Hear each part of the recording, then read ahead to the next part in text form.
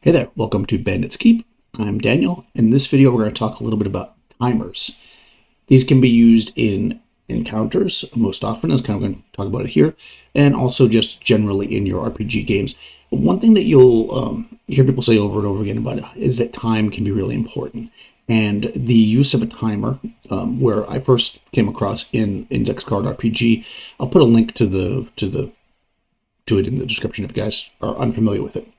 But I see people making videos about it and talking about it, and I would quickly add it to my video of good rules that I don't use.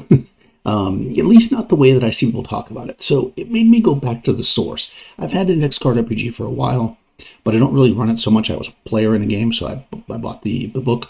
But, the way I hear people often talk about it is this kind of, here's the setup.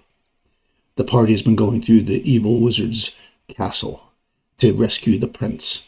They enter into the huge chamber. 100 feet away, the evil wizard has the prince dangling above a pit of acid with a rope to drop him in, a dagger held right next to the rope. The evil wizard's minions, orcs and goblins, are charged the player characters. A d4 is rolled. In that many rounds, the evil wizard will drop the prince into the acid. Okay, so what happens if you roll a 1? So essentially, you roll initiative, the wizard wins, and they cut the rope, and the prince falls in, they die, and that's the end of it? Or the party wins initiative, but they're too far away to actually do anything. In one round, that is. So, while I can definitely see it causing drama, I don't think that that is the kind of drama that I want in my game. That being said, let's go back to the original source and see if that's really what people do at timers. So I'm going to my iPad over here. I'll be looking down because that's what my iPad is. But we can see here timers. This is, again, from Index Card RPG. This is 2nd edition. I think there's a new one now called, like, Advanced or Mythic or some kind of... It's like a new book that he just released, which looks really beautiful. I did not buy it. So this has the 2nd edition, but the rules should be the same. Time is basically like a suspense die. I'm not going to read the whole thing to you, but they've essentially got the D4 rounds thing, right? But let's look at some of the things that are listed here. Molten lava will fill the room. An insect swarm will descend in a flash. Something terrible will happen. Skeleton army will break through. A bridge will collapse. Poison gas cloud will reach the doorway. Your torch will flicker out. The ship will crash onto the rocks. Dragon will descend. Arrow machine will fire again. And obviously you can make up whatever you want, but these are some examples, right? Putting it on the table in front of the players, the point here is that it's supposed to cause drama, right? It's like, oh, I can see it's a 2, so in 2 rounds, we know something's going to happen. I think in order to make this work properly, in my mind, anyways, is we don't want the thing that's going to happen to end the encounter in a unfun way without giving the players a chance, right? I think that players are fine with not always succeeding in their goals. Players are fine with being captured. Players are typically fine with their PCs being killed, in most cases, as long as they had a chance, Nobody wants that, oh, rock falls, everybody dies thing. And I think that's what the use of timers incorrectly will produce. So what we want to do is talk about how we can use this. So let's go back to that first example again. Let me tell you how I would handle that and use a timer. So same setup, going that you enter this in, the wizard is there. He's going to trash talk a little bit. He's got his minions charging at the player characters. I'm not going to start a timer right away. Instead, what I'm going to use is the progress of the PCs as my timer. The wizard isn't going to want to just cut the prince and drop him in the acid immediately, probably. I mean, assuming that, this is your adventure. It's more of a threat, right? So to me, they're going to, at first, be like, ha, you'll never get to me, and let some combat happen. Maybe there's 20 enemies against the 5 PCs. When they take out half of them, now the wizard's getting nervous, and he's going to, or if somebody dimension doors closer, something like that. But basically, when they feel more threatened, almost like the same kind of time that you'd make a morale check, then I'm going to have it proceed one step. Okay, he's going to take out his dagger or grab the rope, because he's going to think about cutting the rope now. Okay, now you're 75% threatened, so most of the bad guys are dead, or people are close to the wizard. Maybe he's had to cast a spell to knock people back.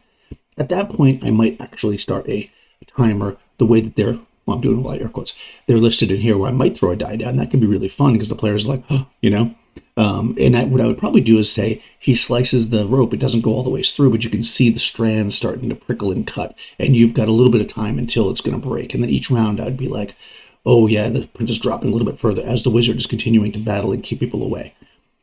This is going to create a sense of tension that you're trying to get with this die without it just being like, oh, okay, well, we didn't do it, so.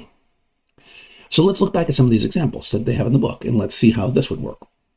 Again, back on my iPad, molten lava will fill the room. Okay, will fill the room, right? Molten lava. Let's think about lava. That's not instantly everybody's dead lava. That's lava starts pouring in. Now there's still time for people to do things. Oh no, it's blocking the exit. We better hurry up. That kind of thing, right? Insect swarm descending. That could just be basically more monsters coming. That's kind of fun. Something terrible will happen, whatever that might be. That's pretty open, right? Skeletons will break through. So this is the kind of thing where something's chasing you and you're blocking the door. And instead of making like checks against them and all that other kind of stuff, what you do instead is you go, okay, if they're busting through, you're holding the door. It's going to break. Eventually, you know that. You can see the hinges. And again, one thing I would do with this, which it doesn't really say here, but I think is implied, is that you want to play this up. Every time you turn that timer die to the next setting, you want to elevate the tension so that the skeletons are breaking the door or the gate. You can see, but chips are falling off. Okay, one of the hinges breaks. So the players get an idea. Forget about just the number, right? It should be in the story. Not the die on the table gets the players nervous or suspenseful. The story makes the player characters have suspense. So bridge will collapse. Poison gas will reach the doorway again, something moving towards you. Torch will flicker out. I'm not a huge fan of unless something was causing that besides, like you're telegraphing that with wind or some kind of spell, because torches already have a timer on them, right? Ship will crash into the rocks. You only have so much time to get off the ship before it crashes. That's pretty common. Again, dragon will descend. So, you could think of that also as like a refresh of the breath weapon that they have like in 5th edition, right? Same kind of thing. Arrow machine. This one I like the best. Out of all of these, this is the one I like the best. Because you can basically play this out like, okay, there's a trap, it fires, some people get hit, everybody hits the ground, and then there's like a pause, and then it shoots again, and there's a pause, and it shoots again. But I don't know that I like rolling a random die, or even that the characters would know that it was random. I would make it more like, okay, it fires every 2 rounds. Because that way, the player characters can smartly, if they're using player skill, time it. And say, okay, we're going to wait here and wait to see when it fires the next time. Or when I pick up my, my hat above, does it shoot the hat? What's setting this thing off? Let the player characters roleplay and figure out how to figure out the arrow machine. If they figure out that it's happening in intervals of time, they should be able to beat that. There shouldn't be some random timer that they can't know, right? I guess what I'm saying here is, as much as I love random stuff and I love all this and randomness in my games, I love random charts, I love random dice, I love random character generation. I think there's a time when the story and the actual actions of the players should matter more than a random die. So this is why I don't really use timers as they're written. Instead, what I do is I make my timers, air quoted again, my timers do what they would do narratively, right? Something's going to happen in X amount of time. Now, a lot of times in my adventures, I will note down these things. Like I will say, like in the rescue adventure, when there was fighting happening in the outside of the courtyard area, I wrote, after 2 rounds, roll again for a something to possibly happen. So like, again, that's kind of a timer, right? Every 2 rounds, something's going to happen.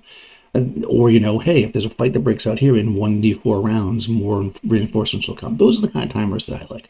I'm not a big fan of this whole put it on the table, let them be scared by it.